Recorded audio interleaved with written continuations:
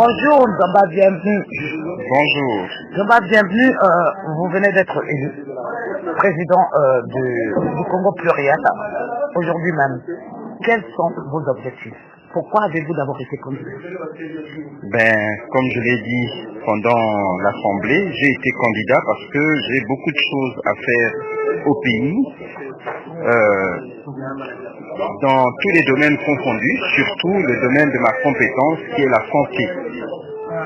Le Congo, malgré les 50 ans passés d'indépendance, traverse encore une étape de précarité et nous avons besoin de tous ces fils pour faire beaucoup de choses. J'ai été élu parce que je compte réaliser ce que j'ai toujours compté réaliser seul, mais en groupe, donc dans le cadre d'une association. Voilà, ça c'est l'une des raisons de ma candidature à cette élection. Et puis, je voudrais... C'est une association, vous avez glissé dans le domaine politique en faisant intervenir le général Mokoko. Pourquoi sa présence a été marquée lors de cette assemblée générale? C'est un point subsidiaire de cette assemblée générale, subsidiaire parce que nous ne pouvons pas réaliser beaucoup de choses sans des appuis politiques, sans un pays qui vit dans la quiétude. J'ai un projet, par exemple, pour les Congolais, pour la santé des Congolais, que j'ai introduit depuis 2012, qui n'a jamais vu le jour, alors que c'est pas l'argent qui manque au pays.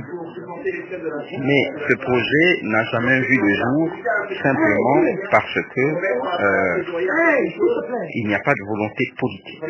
Donc, nous avons besoin d'un homme politique qui pourra accompagner des projets.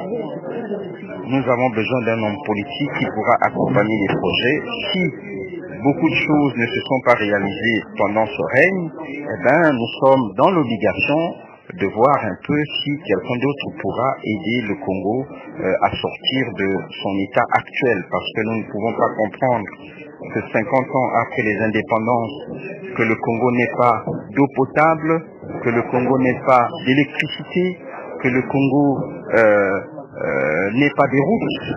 Ça, c'est des situations inadmissibles. Pour cette raison-là, nous sommes obligés de nous pencher vers un autre candidat. Alors, vous avez porté votre choix donc sur le général Mokoko. Pensez-vous vraiment qu'il est l'homme de la situation qui pourra faire ce que l'actuel Abou Sassou n'a pas pu faire? Et pourquoi le penseriez-vous? C'est parce que nous avons l'expérience par rapport à tout ce qui s'est passé, que le général Mokoko a toujours essayé d'être neutre, c'est-à-dire il n'a jamais pris des positions en faveur du nord du pays, du sud du pays, mais il a toujours agi, en tout cas depuis que nous le connaissons, depuis la conférence nationale, il a toujours agi pour le bien du peuple congolais. Et quelqu'un qui agit pour le bien du peuple congolais, ne peut que mieux faire par rapport au régime actuel. D'accord, je vais me retourner vers Marc Mapingou, qui est le porte-parole du candidat Mokoko et qui a été présent ici. Monsieur Mapingou, vous avez pu voir que les jeunes qui ont organisé cette assemblée générale ont bien pris en compte la candidature de Jean-Marie Michel Mokoko et au point de demander des collectes de fonds pour soutenir sa candidature. Qu'est-ce que ça vous fait? Écoutez, ça me fait espérer surtout. Ça me fait espérer parce que c'est une contribution d'abord non négligeable. Savoir que c'est un combat qui finalement devient un combat de tous les Congolais, des gens qui sont à Paris dans leurs difficultés, qui sont dans cette situation de diaspora, qui s'organisent et qui, malgré les difficultés, appellent à cotiser pour soutenir une candidature. Ça veut tout simplement dire que Jean-Marie Mokoko est dans le cœur de tous les Congolais et il est dans le cœur de tous ceux qui veulent que les choses changent. Et comme l'argent, hélas, c'est souvent le nerf de la guerre, Alors on a besoin de temps en temps de gestes aussi symboliques pour qu'on avance.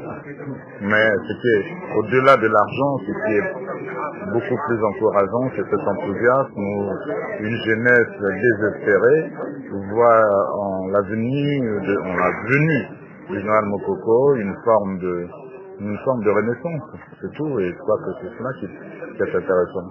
En tout cas, les jeunes sont là, derrière le général Mokoko, tous les Congolais sont là derrière le général Mokoko, il est dans notre cœur, et puis on avance. Marc Matingou, vous avez pu constater que les nouvelles au pays ne sont pas toujours agréables par rapport au mouvement de la politique négative de Sassou autour de Mokoko. Qu'est-ce que ça présage? Comment allez-vous vous y prendre pour essayer de d'anéantir quelquefois les effets de ces convocations massives? Écoutez, moi j'ai tout simplement envie que certains qui se reconnaissent à travers certains symboles retiennent bien ce que jadis les anciens disaient. Ne faites jamais à autrui ce que vous ne voulez pas qu'on vous fasse. Quand on a compris cette règle, on essaie, tout mortel que nous sommes, de se dire ce qui arrive, ce que l'on fait aux autres, un jour, si on ne fait pas gaffe, on peut nous le faire. Moi, je suis un démocrate, je bâtis ma réflexion sur les valeurs et j'ai envie de les partager avec des gens que je considère, moi, comme faisant partie d'une communauté fraternelle, et c'est cette fraternité qu'il faut partager, la politique étant bien sûr ce qu'elle est, avec les valeurs qu'il faut effectivement exprimer, mais ça ne nous autorise pas de faire n'importe quoi et surtout de ne pas respecter les droits des autres et les droits de l'homme.